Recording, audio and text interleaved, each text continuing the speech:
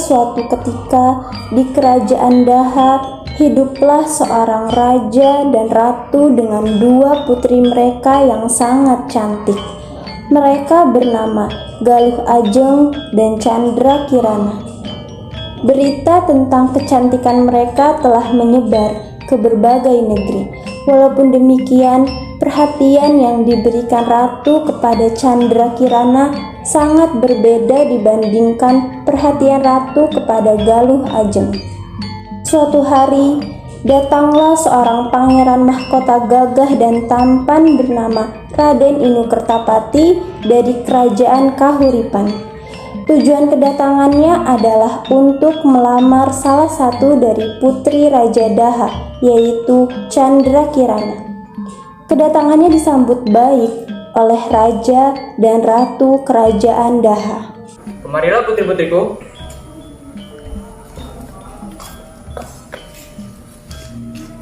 Ada apa ya? Mengapa kau memanggil kami? Oke, aku ingin mengatakan bahwa Pangeran Inu Kertapati dari kerajaan Kahuripan ingin berkunjung ke kerajaan kita. Benarkah begitu? Ya, benar. Ayah, untuk apa Pangeran Inu Kertapati berkunjung ke kerajaan kita? Aku ingin menikahkan salah satu dari kalian untuk menikah dengan Pangeran Inu Kertapati. Menikah? Ayah, lalu siapa yang akan kau pilih menikah dengan Pangeran Inu Kertapati? Aku atau Kirana? Tentu saja kamu, Kirana, yang menikah dengan Pangeran Inu Kertapati. Benarkah? Terima kasih, Ayah. Ya, sama-sama.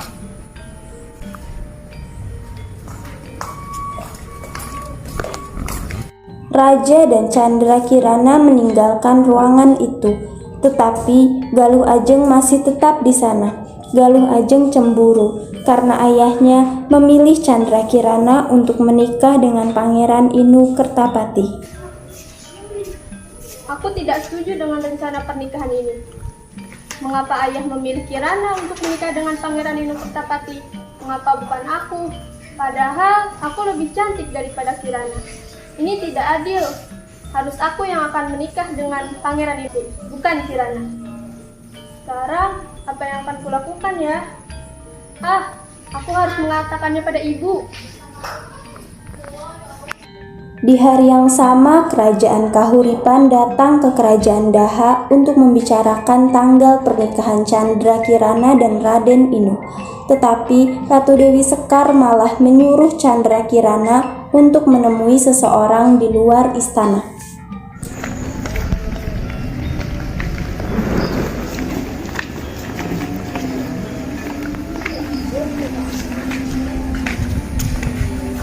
Bagaimana keadaan kerajaan Daha, Raja Kertamata? Sepanjang perjalanan saya melihat penduduk begitu banyak. Iya benar, sawah dan kebun sawit pun tampak subur terawat. Ya, seperti inilah keadaan kami. Walaupun tidak sebagus dan semakmur kerajaan Kahuripan, kita cukup bersyukur atas apa yang kami punya. Kamu selalu saja merendah. Oh iya, di mana Candra Kirana? Iya, gimana calon permaisuriku? Dia sedang keluar istana. Lah, sayang sekali. Padahal aku ingin melihat wajah cantiknya. Setuju anakku, aku juga ingin berjumpa dengannya. Sayang, kenapa dia keluar istana? Aku tidak tahu, dia tidak memberikan alasannya. Baiklah, tidak apa-apa. Ajeng, apakah dia juga sedang keluar bersama Candra Kirana? Tidak, Ratu, dia ada. Sebentar, akan kebanyakan. Kemudian Galuh Ajeng datang bersama Ratu Dewi Sekar. Wah, Galuh Ajeng, cantik sekali kamu. Benar, kamu sangat cantik, Galuh Ajeng. Terima kasih, Ratu dan Permaisuri. Setelah Raden Inu meninggalkan kerajaan Daha, Galuh Ajeng merasa kesal karena pernyataan bahwa Raden Inu tidak mencintai Galuh Ajeng dan hanya mencintai Candra Kirana yang membuat Galuh Ajeng sakit hati. Dan Galuh Ajeng pun pergi. Kemudian Ratu Dewi Sekar pun mengikuti Galuh Ajeng ke suatu tempat. Aku sangat membenci Kirana, Bu. Aku tidak suka. Dia telah merebut pangeranku. Jangan sedih, sayang. Aku akan berusaha sebisa mungkin agar pangeran ini menikah dengan kamu. Bagaimana caranya, Bu? Kamu harus menjikirkan Candra Kirana. Kamu harus membunuhnya. Apa? Tidak, Bu. Aku tidak bisa. Aku takut jika ayah tahu apa yang kulakukan. Bagaimana kalau kita ke penyihir saja? Nah, itu ide bagus, Bu. Mari kita pergi. Mari sayang. Setelah itu, Galuh Ajeng dan ibunya pergi ke penyihir. Apa itu kau harus membunuh Candrakira? Tidak, aku tidak bisa. Mengapa? Aku takut karena pekerjaanku bukan untuk membunuh seseorang. Lalu, apa yang akan kau lakukan untuk menyingkirkan Candrakirana? Aku dapat merubahnya menjadi keong emas. Baiklah. Ini untukmu. Ini akan merubahnya menjadi keong emas. Kamu harus memercikan ramuan ini kepada ibunya. Ingat, jika dia sudah menjadi keong emas, kamu harus membuangnya ke sungai. Jika dia bertemu dengan cinta sejatinya, itu akan menjadi Candrakirana lagi. Oke, aku akan ingat itu. Terima kasih, sama-sama. Ratu Dewi Sekar dan Galuh Ajeng segera meninggalkan tempat penyihir dan kembali ke istana. Pada malam hari saat Candrakirana akan pergi tidur, Galuh Ajeng pergi ke kamar Kirana. Kirana akan pergi tidur. Aku harus segera menyiramkan ramuan ini. Ajeng, apa yang kau lakukan di sini? Tidak, aku tak dapat tidur. Aku ingin tidur di sini malam ini. Oh, baiklah. Dan apa itu botol di tanganmu? Tidak ada. Kau tahu saat malam hari aku kadang-kadang haus. Iya, haus. Oh, baiklah. Ayo tidur.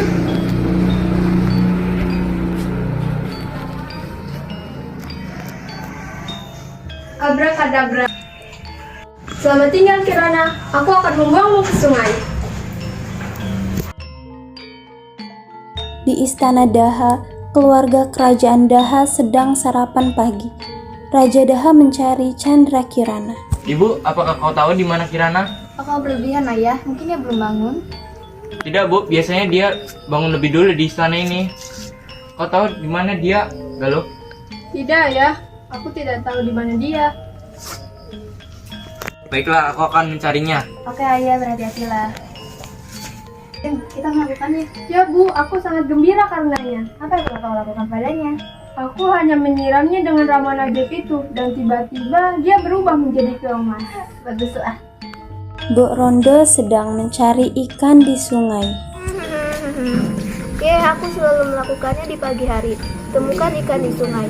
Aku menjual beberapa ikan yang kudapatkan, dan beberapa ikan lainnya akan menjadi makananku. Oh, hei, apa itu? Itu emas dan berkilau. Mungkin itu emas. Oh, itu keong emas.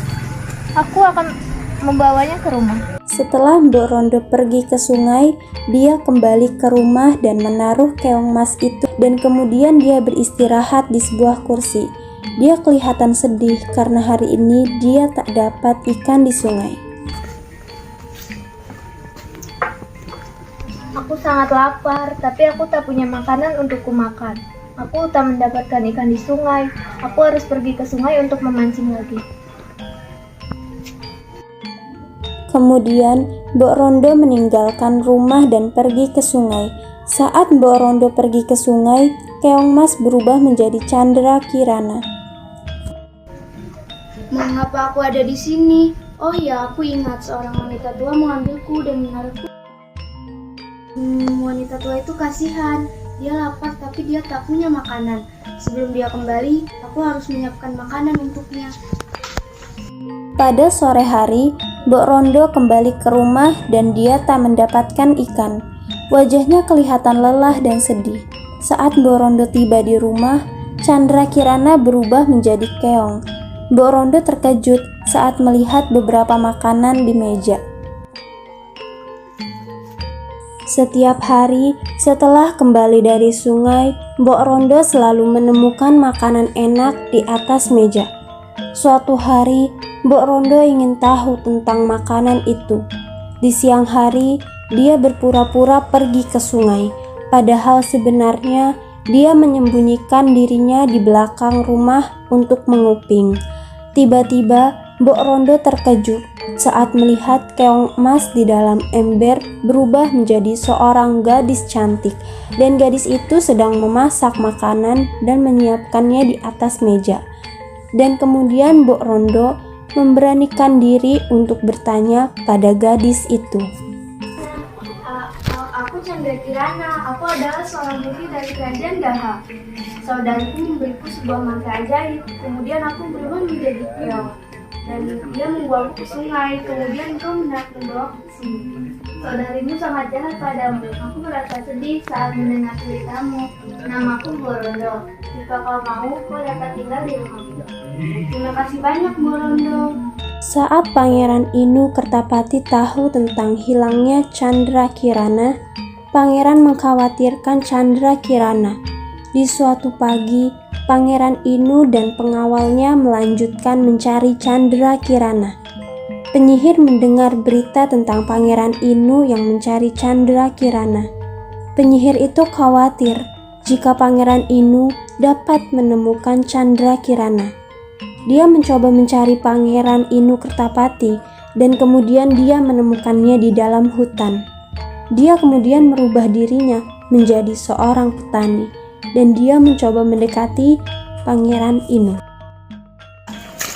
Pangeran, sepertinya ada seseorang yang mengikuti kita di belakang. Benarkah? Dia, coba kamu. Apakah kau Pangeran Inu? Tenang, ya, aku Pangeran Inu. Apa kau sedang mencari putrimu? Benar, di mana dia berada? Tahu, jika kamu ingin bertemu putrimu, kamu harus pergi ke desa Dadapan, karena putrimu tinggal di sana. Arah ke desa Dadapan, kamu harus lurus mengikuti jalan hingga ketemu sungai, dan belok kiri. Benarkah? Terima kasih. Kemudian Pangeran Inu dan pengawalnya berjalan jauh mengikuti arah yang diberikan oleh seorang petani di hutan. Pangeran Inu pun menemukan sungai. Saat Pangeran Inu akan belok kiri, Pangeran bertemu dengan seorang kakek tua. Sebenarnya, kakek tua itu adalah seorang pertapa sakti. Tuhan, tolong kasih anak muda. Oh ya, saya hanya ingin memberitahu bahwa engkau jangan mengikuti arahan petani itu. Dia sebenarnya penyihir yang menyamar petani. Benarkah? Apa yang harus kulakukan? Kau harus menyusuri sungai ini dan kau akan menemukan desa Dadapan. Baiklah, terima kasih. Oke, hati-hati. Kemudian Pangeran Inu berjalan meninggalkan kakek tua itu. Setelah berjalan jauh, Pangeran Inu Kertapati dan pengawalnya sampai ke desa Dadapan, dan Pangeran Inu melihat sebuah gubuk. Pangeran Inu berjalan mendekati gubuk itu, lalu mengetuk pintu. Ya, tunggulah sebentar. Kirana, Pangeran Inu, aku menghabiskan hari-hariku untuk mencarimu. Ayo kembali ke kerajaan bersama dan menikah denganku. Ayah sudah menunggumu. Tiba-tiba Mbok Rondo datang. siapa dia Chandra Kirana? Dia Pangeran Inu, dia yang akan membawaku kembali ke kerajaan. Tapi aku tak dapat meninggalkanmu sendirian. Tak apa Chandra Kirana, kamu harus kembali ke kerajaan. Aku tahu kamu merindukan keluargamu. Ayo, Borondo, kita pergi ke kerajaan Daha bersama. Terima kasih Pangeran Inu Kertapati dan Putri Chandra Kirana.